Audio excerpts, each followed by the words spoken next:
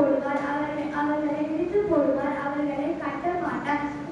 அத்தனைக்கு சோதிடம் அவரை விண்ணப்பங்களின் சத்தத்தை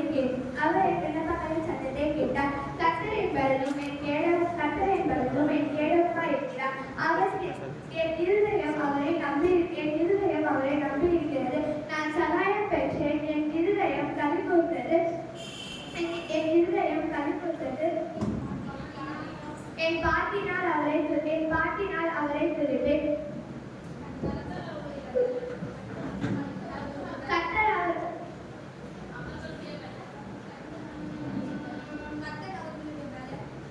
அவர்களுடைய பலன்.